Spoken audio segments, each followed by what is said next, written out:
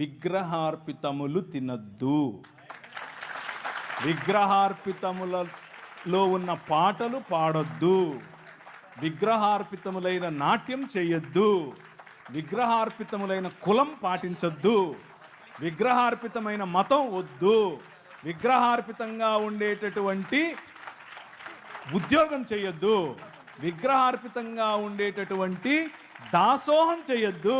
ఎవరికి? మన రాజు యేసే.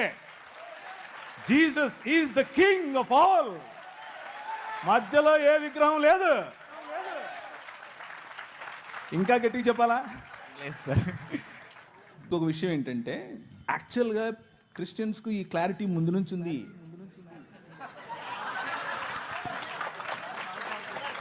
లేదని మీరు అనుకుని,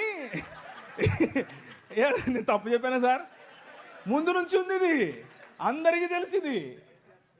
లేదు అని మీరు అనుకుని దాని మీద చర్చ చేసి మళ్ళా ఉందని తెలిసి మళ్ళా లేదని చెప్పి ఇప్పుడు నాతో చెప్పిస్తున్నారు. మీరు చెప్పండి, తినచ్చా తినద్దా? తెలుసండి వాళ్ళకు. మళ్ళీ మీరు క్రిస్టియానిటీలో క్లారిటీ ఇవ్వాల్సిన అవసరం ఈ విషయానికి లేనే లేదు. ఎందుకు అనంటే అందరికీ తెలుసు. కానీ వాళ్ళ స్ట్రగుల్ ఏంటంటే, యాక్చువల్ ప్రశ్న ఏంటంటే, నాకు తినాలని లేదు, కానీ ఎలా నేను అవతలి వాడికి చెప్పాలి, ఎలా అవతలి వ్యక్తిని నేను పోగొట్టుకోకుండా ఆ వ్యక్తితో స్నేహం కంటిన్యూ చేస్తూ ఇది తినకుండా ఉండాలి, ఎలా సాధ్యపడుతుంది అనేదే కన్ఫ్యూజన్. తినకూడదు అనేది తెలీదా మనకు? అందరికీ తెలుసు. సో పద్ధతి ఎలా అనేది నేను మీకు క్లారిటీ ఇచ్చాను.